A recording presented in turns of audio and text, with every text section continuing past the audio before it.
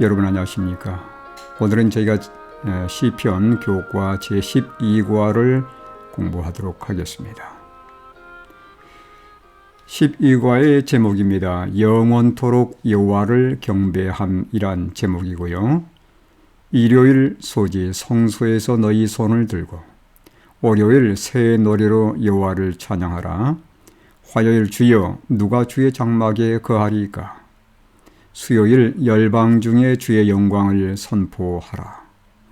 목요일 하나님께서 예배를 기뻐하지 않으실 때라는 이런 제목들로 저희들이 이번 교과를 공부하도록 하겠습니다.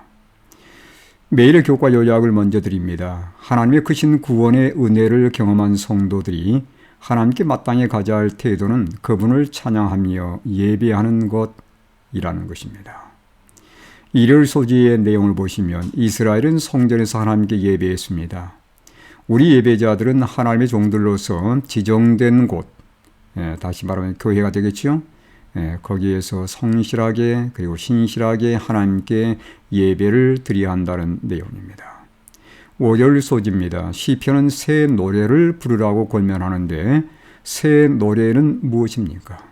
하나님의 크신 사랑과 은혜를 깨닫고 구원받은 경험에서 나오는 노래가 바로 경험의 노래라는 그러한 내용이 되겠습니다. 화요일 소지입니다. 하나님께 예배해야 하는 자들은 거룩한 품성과 행실로 그 앞에 나아가서 예배해야 된다는 것이죠. 그러한 자들이, 다시 말하면 거룩한 품성과 행실을 가진 그러한 예배자들이 장차 시온에 거할 자들이라고 화요일 소지에서 가르쳐주고 있습니다. 수요일 소지입니다. 예배는 복음 선포도 포함이 되어 있다는 것입니다. 우리가 구원의 복음을 전하는 이유는 무엇일까요? 복음을 받은 사람들도 예배에 함께 동참하도록 하기 위한 것이라는 것입니다. 목요일 소지입니다. 하나님이 예배를 기뻐하지 않는 때가 있는데 어떤 때 하나님께서 그리고 어떤 예배를 하나님께서 기뻐하지 않으시는가? 마음의 회개와 죄에 대한 애통함이 없이 형식적으로 또는 위선적으로 드리는 예배에 대해서는 하나님께서 흔쾌하게 받지 않는다는 내용이 목요일 소지의 내용이 되겠습니다. 이번 주의 기억절입니다. 시편 104편 33절의 말씀입니다. 내가 평생도록 여호와께 노래하며 내가 살아있는 동안 내 하나님을 찬양하리로다. 여러분, 여기 시인의 마음속의 결심을 눈여겨보시기 바랍니다. 하나님을 찬양하며 노래하되 얼마 동안 하겠다고 결심했습니까? 평생토록, 그리고 내 목숨이 다하는 그 순간까지 살아계신 하나님께 찬양을 돌릴 것이라고 말씀하는 시인의 결심이 여기에 자세히 묘사되어 있습니다. 여러분, 시편 104편은 창조사에게 나타난 하나님의 능력과 창조의 경이로움에 대해서 송축하는 그러한 찬송시입니다. 우리가 평생 하나님께 노래하며 그분을 찬양해야 할 이유가 있다면 그것은 무엇일까요? 그분이 나를 지신 창조주이시기 때문에 그렇습니다. 뿐만 아니라 그분이 나를 돌봐주시는 아버지이시기 때문에 우리가 평생토록 우리의 생명이 다하는 그 순간까지 하나님을 찬양하며 그분께 노래하며 그분께 경배하는 것은 지극히 당연한 것이라고 시인은 여기 묘사해주고 있습니다. 서론의 내용을 보겠습니다. 하나님을 경배함에 대한 내용인데요. 여러분, 하나님께서 우리에게 베푸신 은혜와 능력에 대해서 우리가 가져야 할 반응이 있다면 바로 이런 질문이지 않겠습니까? 내게 주신 모든 은혜를 내가 여호와께 무엇으로 보답할까? 여러분, 신이 가진 이러한 질문에 대해서 우리가 해야 할 답변이 있다면 그것은 우리가 그분께 평생 충성하며 그분께만 경배해 드리는 것이 아니겠습니까? 내게 구원의 은혜를 주셨고 지금도 나를 사랑으로 돌봐주시는 하나님께 우리가 마땅히 가져야 할 자세는 바로 이것이라고 시인은 우리에게 추천해 주고 있습니다. 여러분, 하나님께서 이스라엘을 부르신 이유는 물론 가장 중요한 이유 가운데 하나가 되겠지요. 그분께 예배를 드리도록 하기 위함이라는 것입니다. 하나님께서 우리를 창조하시고 부르신 것은, 그리고 우리를 구원해 주신 것은 바로 하나님께만 예배 드리도록 하기 위한 것임을 우리가 결코 잊지 말아야 되겠습니다. 두 번째는요, 하나님께서는 이스라엘 백성들이 자신들만 하나님께 예배 드리는 백성들이 아니라 인근의 다른 사람들에게도 하나님의 복음을 증거해서 그들도 예배로 초청하기를 원하신다는 것을 여기 알 수 있고요. 세 번째, 하나님께서 우리에게 원하시는 이상적인 예배가 있다면 그것은 과연 무엇일까요? 물론 우리가 가정에서 또 개인적으로 하나님을 찬양하고 얼마든지 예배 드릴 수 있습니다. 그렇지만 회중들과 함께 주님께서 우리에게 지정해 준 장소에서 하나님을 함께 예배하는 것은 보다도 이상적인 예배라고 하는 것입니다. 여러분, 코로나로 인해서 많은 사람들이 가정에서 예배 드리는 게 습관이 되어버렸습니다. 그러나 우리가 이제 코로나가 끝나면서 공중 예배에 함께 모여서 성도들의 믿음을 나누고 함께 교제하며 함께 목소리를 합해서 또 마음을 다해서 하나님을 찬양하는 것은 너무도 중요한 것입니다. 그렇게 해서 우리 신앙은 보다도 성장이 되는 것이에요. 여러분, 공중 예배를 결코 생략하지 않게 되기를 간절히 바랍니다. 토해 보겠습니다. 기억절의 말씀을 살펴보고 우리는 얼마나 자주 거룩한 찬양을 부르시는지요. 찬양보다 대중가요나 유행가를 더 많이 부르지는 않는지 한번 살펴보시고 토해 보시길 바랍니다. 일요일 소지입니다. 성소에서 너희 손을 들고 라는 제목입니다. 여러분, 시편 134편은 예배 장소에 대해서 언급하고 있고 예배자들이 누리게 되는 축복에 대해서 우리에게 말씀해 주고 있습니다. 1절에서 3절의 말씀입니다. 보라, 밤에 여호와의 성전에 서 있는 여호와의 모든 종들아, 여호와를 송축하라. 성소를 향하여 너희 손을 들고 여호와를 송축하라. 천지를 지으신 여호와께서 시온에서 내게 복을 주실지어다. 여러분, 여기 예배 장소가 제시되어 있습니다. 여호와의 성전이라고 언급되어 있어요. 여러분, 성전은 하나님께서 하나님의 백성들과 만나겠다고 말씀하신 하나님이 지정하신 곳 아니겠습니까? 우리가 거기서 예배드리는 것은 예배자들의 마땅한 태도라고 생각합니다.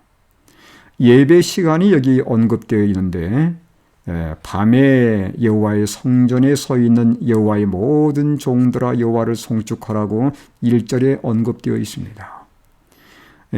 성전에서 하나님을 섬기면서 밤에도 하나님께 예배하라고 하는 언급인데, 물론 우리가 낮에도 예배를 드려야 되겠죠. 낮에는 물론이고 밤에도 우리에게 틈틈이 하나님을 찬양하며 그분께 기도하며 그분께 예배하는 것은 하나님의 백성들의 마땅히 가져야 할 자세라는 것을 여기 언급하는 내용이고요. 예배를 드린 자들에게 하나님께서 복을 주실 것을 여기 3절에 언급해 놓질 않았습니까? 하나님께서 어디에서 그들에게 축복하겠다고 약속하셨냐면 시온으로부터 그들에게 복을 주시겠다고 이렇게 약속해 주셨습니다. 시온은 물론 하나님께서 계신 곳이시죠. 하나님께서는 그분께서 계신 곳에서 그분께 나오는 모든 예배자들에게 참으로 놀라운 그분의 축복을 주실 것을 여기 분명히 약속하고 있는 내용을 저희가 볼 수 있습니다. 여러분, 성경은 예배자들을 누구로 언급하고 있냐면 여호와의 종들로 묘사하고 있는데, 여러분 134편 1절과 135편 1절의 말씀을 대표로 보도록 하겠습니다. 보라, 밤에 여호와의 성전에 서 있는 여호와의 모든 종들아 여호와를 송축하라. 135편 1절 할렐루야, 여호와의 이름을 찬송하라. 여호와의 종들아 찬송하라. 여러분, 하나님께 예배드리는 자들을 여호와의 모든 종들 또는 종들이라고 그렇게 묘사해 놓았습니다. 여러분, 종들이 주인에게 밤낮 충성하는 것처럼 우리 역시 예수 그리스도의 종들, 하나님의 종들로서 우리는 모든 일에, 그분께서 우리에게 분부한 모든 일에, 모든 하나님의 말씀에 충성해야 될 것을 여기 암시하고 있음을 볼 수 있습니다. 모든 일에 하나님께 충성되는 것, 우리가 밤이나 낮이나 어떤 때라도 하나님의 말씀에 순종하며 그분께 충성하는 삶, 여러분 그게 바로 예배가 아니겠습니까? 예배가 삶이요, 삶이 예배라는 말이 바로 이런 의미가 되겠습니다. 여러분, 하나님은 마땅히 찬양과 예배를 받으실 분이십니다. 여러분, 구약 성경에 보면 하나님은 어디에 계신 분이냐면 성소에 계신 분이에요. 그래서 예배자들은 어디에 나가서 하나님께 예배드리냐면 성소에 나가서 성소에 계신 하나님께 예배를 드렸습니다. 여기 134편 2절도 보면 성소를 향하여 너희 손을 들고 여호와를 송축하라고 언급하고 있고요. 신약 성경도 보면 우리가 누구에게 나가서 예배드릴 것인가, 산돌이신 예수 그리스도에게 나가서 예배드릴 것을 베드로전서 2장 4절과 5절에 이렇게 언급하고 있습니다. 사람에게는 버림받아 되었으나 하나님께서는 택하심을 입은 보배로운 산돌이신 예수께 나아가, 누구에게 나간다고요? 보배로운 산돌이신 예수께 나아가 그분께 예배를 드려야 할 것을 5절에 이렇게 언급합니다. 너희도 산돌같이 신령한 집으로 세워지고 예수 그리스도로 말미암아 하나님이 기쁘게 받으실 신령한 제사를 드릴 거룩한 제사장이 될지니라. 여러분, 신약 성경에는 제사장이 누구일까요? 물론 구약에는 특별하게 지정된 사람들이 있었습니다. 그러나 신약 시대에는 누가 제사장이냐면 예수님을 개인의 구주로 영접한 모든 사람들이 바로 제사장이 되는 것입니다. 흔히 교회 목사님이 제사장이라고 이렇게 말씀하는 분들이 계시지만 물론 목사님도 제사장이시죠. 그러나 예수님을 개인적으로 섬기는 모든 사람들이 제사장이라는 거 결코 잊지 않기를 바랍니다. 제사장의 처제 사명이 무엇이라고요? 하나님께 거룩한 제사를 드리는 것임을 여러분 반드시 기억하시길 바랍니다. 또 이어보겠습니다. 교회에서의 충실한 예배의 기초는 곧 가정에서의 예배입니다. 어떻게 가정 예배를 충실하게 드릴 수 있을까요? 여러분, 우리가 가정에서 충실하게 예배드리는 사람은 교회에서 함께 모여서 공동체가 드리는 예배에 참여하기를 진정으로 기뻐할 것입니다. 가정 예배를 먼저 세우셔서 공중 예배도 정말 의미 있게 참석하시는 하나님의 성도들이 되시기를 간절히 바랍니다. 월요일 소지입니다. 새 노래로 여호와를 찬양하라. 여러분, 시편에 보면 여러 곳에서 새 노래로 하나님을 찬양하라고 언급한 부분들이 있습니다. 시편 33편 3절, 40편 3절, 96편 1절, 98편 1절, 144편 9절, 149편 1절. 여러분, 계속해서 반복적으로 새 노래로 하나님을 찬양하자고 여기 권면하고 있는 것을 볼 수 있는데요. 여러분, 새 노래는 과연 무엇일까요? 여러분, 교과의 내용을 참고해 보겠습니다. 126쪽에 보면 원수와 죽음으로부터의 구원, 이스라엘을 향한 하나님의 특별한 은총은 새 노래를 부르는 좀 더 개인적인 동기이다. 다른 노래들도 주님의 사랑과 자비, 놀라운 일을 찬양하지만 새 노래는 이를 다시 찾은 기쁨을 표현하고 주님께 새로운 헌신을 약속하는 특별한 노래이다 라고 언급하고 있습니다. 여기 새 노래가 어떤 노래인지 분명히 요약해 놓은 것을 볼 수 있습니다.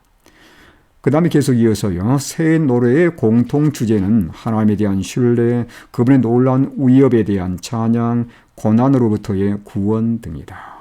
여러분, 새 노래는 우리가 예수님을 다시 만났고 예수님의 사랑을 깊이 깨달은 다음에 그분께서 내게 주신 은혜를 감사하면서 그분께 진정 새로운 각오와 새로운 결심과 새로운 마음으로 드리는 예배, 다시 말하면 경험에 의한 노래라고 그렇게 볼 수 있겠습니다.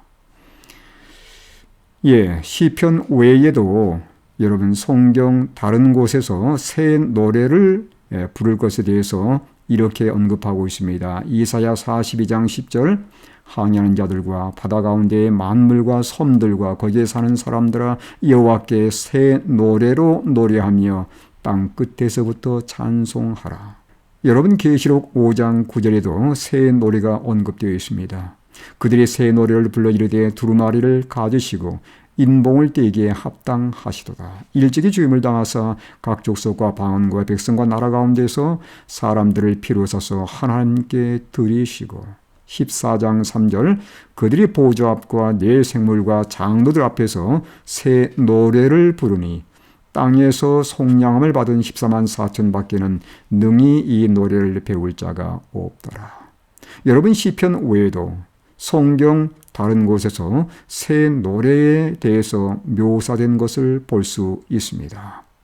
여러분 성경은 각 시대의 성도들에게 어린 양의 보혈로 구원받은 경험에 대해서 새 노래로 하나님을 찬양하라고 권면하고 있는데 그것은 이전에 불러보지 않은 노래입니다. 다시 말하면 자신의 구원의 경험에 기초한 사랑과 감사의 찬양이 바로 새 노래라는 것을 여러분 다시 한번 깨닫게 되기를 바랍니다. 또 이어보겠습니다. 새 노래는 하나님과의 만남과 구원의 경험을 통해서 성도들의 입에서 나오는 경험의 노래입니다. 오늘 내게도 부를 새 노래가 있는지요? 화요일 소지입니다. 주여 누가 주의 장막에 거하리이까? 여러분 시편 15편은 하나님께 나가서 예배하는 자들이 가져야 할 마땅한 행실과 품성에 대해서 언급하고 있는데 살펴보겠습니다. 먼저 1절로 3절의 말씀입니다. 여호와여 주의 장막에 머무를 자 누구오며 주의 성산에 사는 자 누구오니까? 정직하게 행하며 공의를 실천하며 그의 마음의 진실을 말하며 그의 혀로 남을 허물하지 아니하고 그의 이웃에게 악을 행하지 아니하며 그의 이웃을 비방하지 아니하며. 여러분 여기 잠깐 몇 절을 보았는데 어떤 사람이 하나님의 장막에 머무를 것이고 주의 성산에 살 수 있을 것이라고 말씀하고 있습니까? 하나님의 임재의 영광 앞에 설 자들, 다시 말하면 그분의 장막에 거하고 머무를 자는 바로 거룩한 품성을 가진 자들인 것이 분명합니다. 이어서 보겠습니다. 4절과 5절의 말씀입니다. 그의 눈은 망령된 자를 멸시하며 여호와를 두려워하는 자들을 존대하며 그의 마음에 서운한 것은 해로울지라도 변하지 아니하며 이자를 받으려고 돈을 구워주지 아니하며 뇌물을 받고 무죄한 자를 해하지 아니하는 자이니 이런 일을 행하는 자는 영원히 흔들리지 아니하리라. 여러분 예배하는 사람이 하나님께 나갈 때 가져야 될 거룩한 품성이 여기에 자세히 묘사가 되어 있고 이것은 장차 하늘 시온산의 어린 양과 함께 설 구원받은 자들이 마땅히 가져야 될 거룩한 품성에 대해서 언급하는 내용입니다. 여러분 거룩함과 함께 우리가 완전히 무엇인지도 함께 생각해 보시면 좋겠습니다. 방금 시편 15편의 내용과 거의 유사한 그러한 노래가 시편 24편에도 소개가 되어 있습니다. 3절로 6절의 말씀을 읽겠습니다. 여호와의 산에 오를 자가 누구며 그의 거룩한 곳에 설 자가 누구인가? 여러분 아까 우리 시편 15편에서도 이런 비슷한 질문을 여러분께서 보셨죠? 곧 손이 깨끗하며 마음이 청결함의 뜻을 허탄한 데 두지 아니하며 거짓 맹세하지 아니하는 자로다. 그는 여호와께 복을 받고 구원의 하나님께 의를 얻으리니 이는 여호와를 찾는 족속이요 야곱의 하나님의 얼굴을 구하는 자로다. 여러분 우리가 방금 전에 시편 15편에서 보았던 내용과 거의 흡사한 것을 볼 수 있습니다. 누가 거룩한 곳에 설 자일까요? 네, 시편 15편의 내용과 동일하다고 볼 수 있습니다.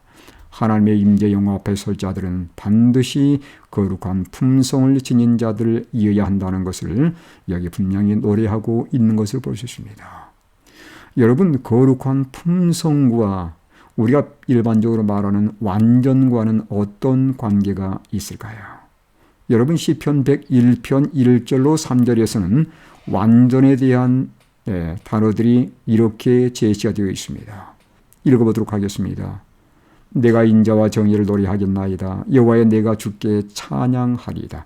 2절의 말씀을 여러분 눈여겨보시기 바랍니다. 내가 완전한 길을 주목하오리니 주께서는 어느 때나 내게 임하시겠나이까. 내가 완전한 마음으로 내 집안에서 행하리이다. 여러분, 뭐가 완전일까요? 여러분, 거룩한 품성이 곧 완전이라는 것을 우리가 성경들을 비교해 보면 분명히 알 수 있게 됩니다. 거룩한 품성이 곧 완전이라고 볼 수 있는 것이에요. 여러분, 완전에 대한 추가적인 설명을 교과를 중심으로 해서 살펴보도록 하겠습니다. 여러분, 완전한 포도나무에 대해서 언급되어 있는데 에스겔 15장 5절이죠. 이것은 온전하고 손상되지 않은 건강한 포도나무라는 것을 말씀하고 있고요. 여러분, 제물로 바쳐진 동물은 흠이 없는 동물이어야 함을 레위기 22장에서 말씀해주고 있습니다.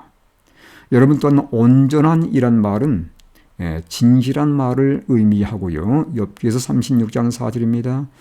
또한 완전한 마음은 청결한 마음 또는 진실한 마음이라는 것을 시편 24편 6절과 15장 2절에서 말씀해 주고 있습니다. 결론적으로 말하면 완전은 이런 것이라고 요약해서 말씀드릴 수 있겠습니다. 하나님을 찾고 그분의 용서를 받을 때 우리는 물론 정결하게 됩니다. 사실이죠?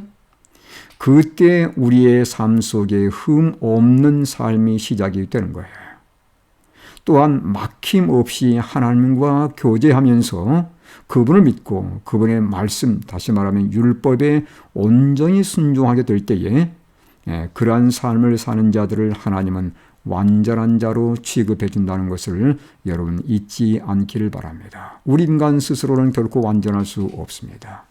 그리스도의 보혈로 씻음당하지 않고 그분의 의를 매 순간 옷 입고 있지 않는 한 우리는 결코 흠 없는 완전한 백성이 될 수 없다는 사실 여러분 기억하시고, 성령께서 내 안에 거하셔서 그분의 법을 내 마음속에 기록해 주시고 우리가 하나님의 법을 온전히 순종하는 그러한 백성들이 될 때 그러한 백성들이 완전한 사람으로 취급받는다는 것을 결코 잊지 않기를 간절히 바랍니다.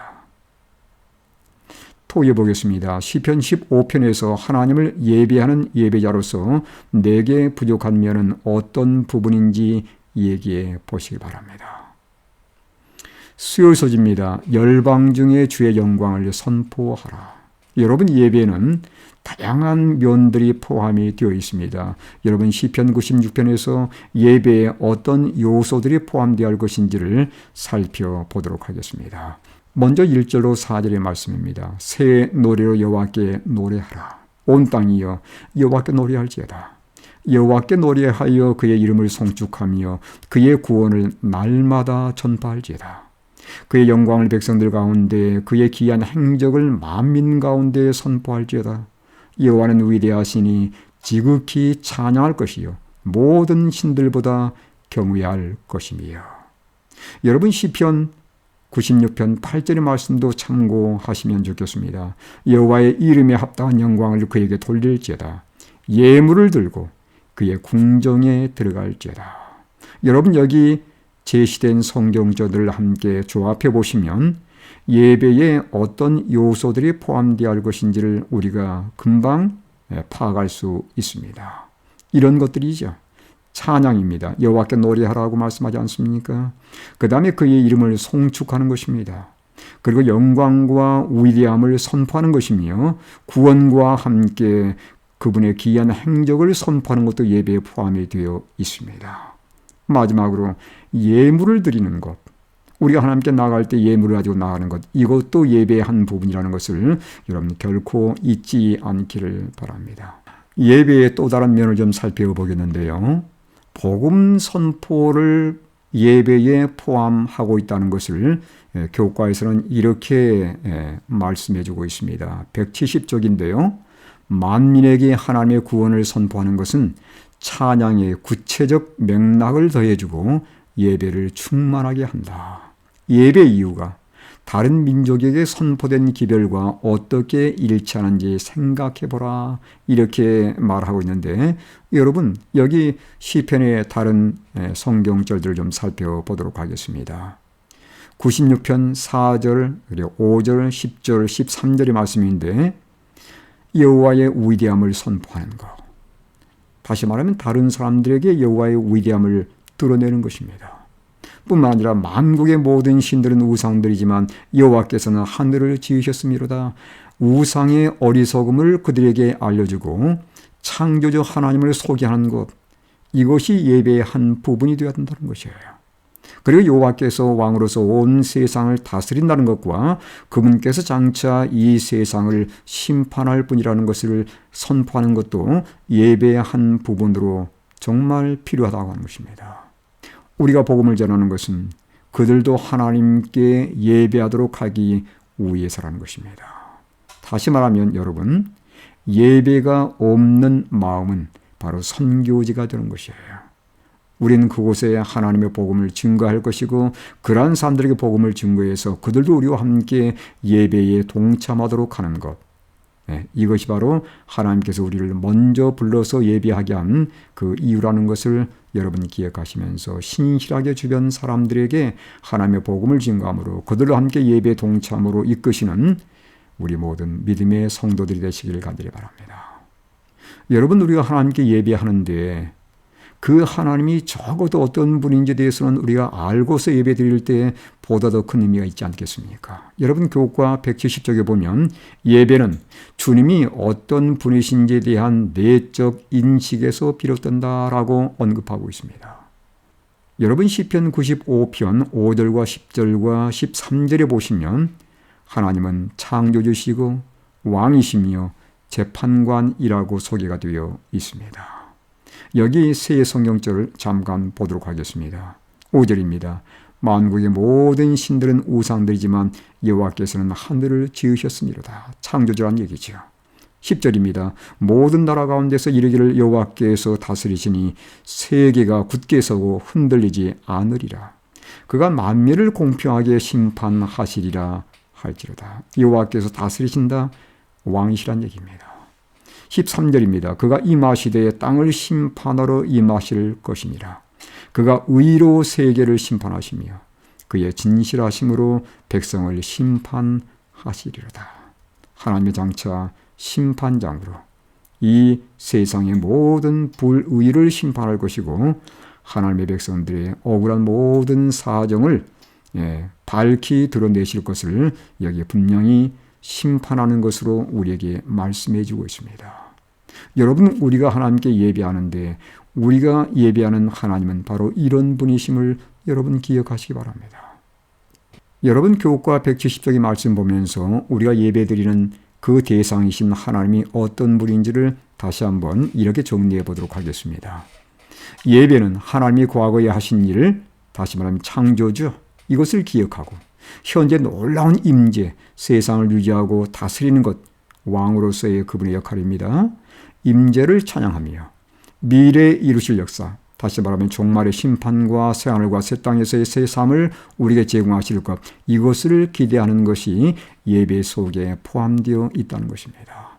창조주 하나님, 그리고 그분께서 나를 다스리고 이끄시는 왕이신 하나님, 그리고 그분께서 이 세상의 심판자로 오셔서 우리에게 결국은 새하늘과 새 땅을 제공할 것이라는 그 심판자신 하나님.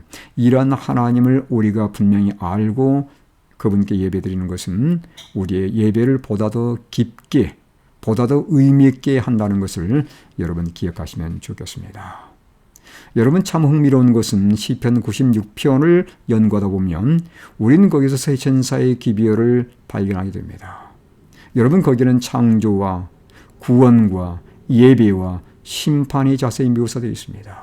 여러분 새 천사 기별 그렇지 않습니까? 거기는 창조에 대한 창조주를 경배할 것이 거기에 묘사되어 있고 영원한 복음이 소개되어 있으며 그분께 경배할 것과 그 다음에 심판의 때가 되었음을 선포하고 있는데 여러분 시편 96편이 이러한 새 천사의 기별을 담고 있다는 것도 여러분께서 연관해서 생각해 보시면 좋겠습니다.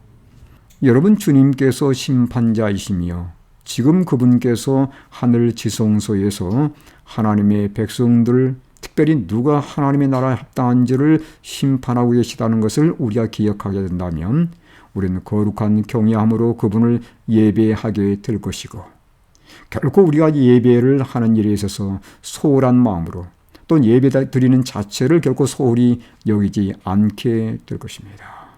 오늘 하나님이 나의 심판장으로서 나를 위해서 심판하신다는 사실을 기억하면서 경건한 마음으로 하나님께 예배하시는 믿음의 백성들 되시기를 간절히 바랍니다. 또 이어보겠습니다. 시편 96편과 세 천사의 기별은 둘 다 심판의 기별을 전하고 있습니다. 그렇습니다. 그런데 심판의 기별은 왜 복음이 될까요? 여러분, 세 천사의 기별을 보면 심판에 대해서 언급하면서 그건 영원한 복음이라고 언급되어 있는데 왜 심판의 기별이 복음인지 함께 토의해 보시길 바랍니다. 목요일 소지입니다. 하나님께서 예배를 기뻐하지 않으실 때. 여러분, 하나님이 제사를 기뻐하지 않은 이유가 성경에 소개되어 있습니다. 먼저 시편 40편 6절로 8절의 말씀입니다. 주께서 내 귀를 통하여 내게 들려주시기를 제사와 예물을 기뻐하지 아니하시며 번제와 속죄의 제를 요구하지 아니하신다 하시니라. 그때 내가 말하기를 내가 왔나이다. 나를 가리켜 기록하는 것이 두루마리 책에 있나이다. 나의 하나님이여, 내가 주의 뜻 행하기를 즐겨오니 주의 법이 나의 심중에 있나이다 하였나이다. 여러분, 여기서 하나님께서 예배를 받지 않으신다는 말씀이 아니고 예배는 우리의 삶 속에 필수적인 것입니다. 그런데 예배드리는 사람이 어떤 자세로 예배드려야 할 것인지를 우리에게 언급하고 있는 것이에요. 여러분, 하나님이 어떤 예배를 원치 않으시냐면 바로 이런 예배가 되겠습니다. 하나님의 법을 순종하지 않은 상태에서 드리는 제사는 하나님이 기뻐하지 않으신다는 것입니다. 그분의 말씀을 진정 마음속에 담고 그분께 충성하게 된 상태에서 하나님께 예배한다면 하나님께서 그러한 제사를 받지 않으실 리가 없는 것이죠. 하나님은 흔쾌히 정말 기쁨으로 그 예배를 받으실 것입니다. 두 번째입니다. 50편 8절 그리고 17절로 20절을 보겠습니다. 나는 내 재물 때문에 너를 책망하지는 아니하리니 내 번제가 항상 내 앞에 있음이로다. 내가 교훈을 미워하고 내 말을 뇌 뒤로 던지며 도둑을 본즉 그와 연합하고 간음하는 자들과 동료가 되며 내 입을 악에게 내어주고 내 혀로 거짓을 꾸미며 앉아서 내 형제를 공박하며 내 어머니의 아들을 비방하는도다. 여러분, 여기 보시면 하나님께서 예배 자체가 잘못됐다고 말씀하지는 않습니다. 하나님께서 재물 때문에 책망하지는 않는다고 말씀하고 있습니다. 무슨 의미입니까? 하나님이 책망하시는 것은 재물이 아니라 그들이 마음이라고 하는 것이에요. 그들의 행실이라고 하는 것입니다. 그들의 삶에서 행하는 악한 행실 때문에 하나님께서 그 재물을 기쁨으로 받을 수 없다는 내용이에요. 여러분, 악을 행하는 가운데 하나님께 드리는 제사 또는 예배는 형식적인 제사이며 예배이고 위선적인 제사이고 예배이며 헛된 것이라고 말씀하고 있습니다. 세 번째입니다. 시편 51편 16절로 17절의 말씀을 보겠습니다. 주께서는 제사를 기뻐하지 아니하시나니 그렇지 아니하면 내가 드렸을 것이라. 주는 번제를 기뻐하지 아니하시나이다. 하나님께서 구하시는 제사는 상한 심령이라. 하나님의 상하고 통연한 마음을 주께서 멸시하지 아니하시리라. 여러분, 하나님이 실제로 제사를 기뻐하지 않으신다는 의미가 아니라는 것을 여러분 이해하셔야 됩니다. 하나님이 어떤 제사를 원하시는지를 여기 분명히 언급하고 있는데 하나님이 원하시는 제사는 겸손하고 정말 회심하는 마음, 낮은 마음으로 하나님께 나와서 예배할 때 하나님은 그런 예배를 진정 기쁨으로 받으신다는 사실입니다. 여러분, 우리가 안식일마다 하나님의 교회에 나올 때 어떤 심령으로 주님께 나오십니까? 나의 모든 죄를 다 그분께 내려놓고 정말 용서받겠다는 그러한 간절한 심령, 정말 나는 하나님의 피조물이라는 그리고 연약한 존재라는 것을 진정으로 시인하면서 높으신 하나님께 내 마음을 드리고자 하는 그러한 심령으로 예배드릴 때 하나님께서 그 예배를 얼마나 기쁨으로 받으시겠습니까? 우리가 안식일마다 하나님께 나올 때 그러한 마음으로 나오셔서 진정 하나님이 기뻐 받으시는 제사 될 수 있게 되기를 간절히 바랍니다. 여러분, 여기 신약 성경, 특별히 요한복음 4장에도 보면 하나님이 원하시는 예배가 이렇게 묘사되어 있습니다.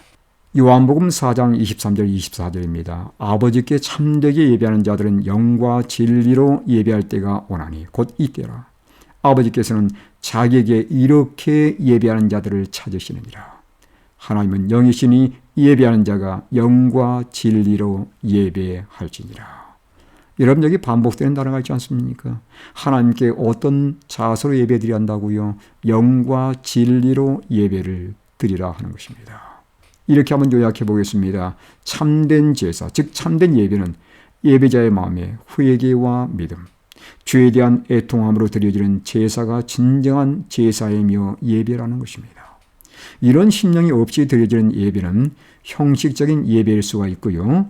그러한 예배는 결코 하나님이 기뻐 받지 않으신다는 것을 여러분 다시 한번 깨닫게 되기를 간절히 바랍니다. 우리가 매번 하나님께 나아갈 때 이러한 마음으로 하나님께 예배한다면 그 예배의 질이 보다 더 향상될 것이고 우리는 하나님의 영이 내 안에 역사하는 것을 분명히 경험하게 될 것입니다. 토의해 보겠습니다. 이번 주 교과에서 배운 교훈이나 깨달은 내용을 함께 나누어 보시길 바랍니다. 여러분, 이번 주에 공부한 내용들을 이렇게 결론을 좀 제시해 드립니다. 하나님은 창조주시며 구원자이시고 심판자이시기에 우리는 그분께 마땅히 예배해야 합니다. 시편은 우리에게 새 노래, 즉 경험의 노래들로 하나님을 찬양하라고 원하는데 우리가 하나님께 예배할 때 하나님은 무엇을 요구하실까요? 거룩한 행실과 성품을 요구하신다는 것입니다. 우리가 어느 지역에서 선교 봉사를 하는 이유는 그곳에 예배가 아직 없기 때문이라는 것이지요. 하나님은 모든 예배를 받으시는가? 그렇지 않다는 것입니다. 오직 겸비한 마음과 순종하는 마음으로 하나님께 예배를 드릴 때 하나님께서는 그러한 예배를 기쁨으로 즐겨 받으신다는 것을 여러분 기억하시기 바랍니다. 이번 한 주간도 하나님께 예배하는 삶, 하나님께 충성하는 삶 되셔서 우리 안에 하나님의 은혜가 충만히 역사하고 그분의 복을 받으시는 한 주간 되시길 간절히 바라면서 오늘 교과를 마치도록 하겠습니다. 감사합니다.